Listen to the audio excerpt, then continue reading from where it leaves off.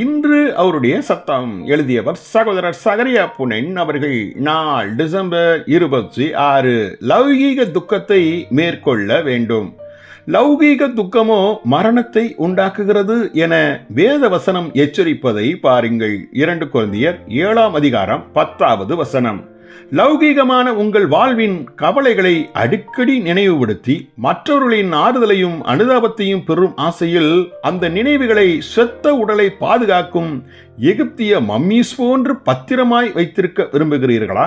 இந்த இழிவான நிலையில் இருக்கும் நீங்கள் நடந்து முடிந்த துயரமான சம்பவங்களை மீண்டும் நினைவு கூறும்படி எப்போதெல்லாம் சோதிக்கப்படுகிறீர்களோ அப்போதெல்லாம் அந்த சிந்தைகளை அப்புறப்படுத்திட தேவன் உங்களுக்கு உதவி செய்யும்படி ஜெபம் செய்யுங்கள்.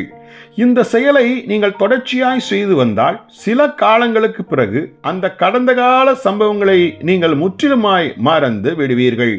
உங்கள் ஆத்மாவும் சுகம் பெற்று விடும். உங்கள் கடந்த காலம் கெட்டுப்போன பிரேதத்திற்கு ஒப்பாயிருக்கிறபடியால் அவைகளை நீங்கள் நிரந்தரமாய் புதைப்பதே அவசியமாய் இருக்கிறது. அவ்வாறு நீங்கள் செய்யும்போது ஒரு பெரிய அடிமை கட்டிலிருந்து நீங்கள் விடுதலையானதை உணர்வது மாத்திரமல்லாமல் பரலோகத்தின் முன்ருசியை இந்த பூமியிலேயே நீங்கள் அனுபவிப்பதை காண்பீர்கள். இவ்வாறு நீங்கள் செய்வதால் நீங்கள் வாழும்படி இந்த உலகத்தை சிறந்த ஸ்தலமாய் மாற்றியதும் அல்லாமல் உங்களை சூழ்ந்த மற்றவர்களுக்கும் அந்த இனிய உணர்வை நீங்கள் தந்துவிட முடியும்.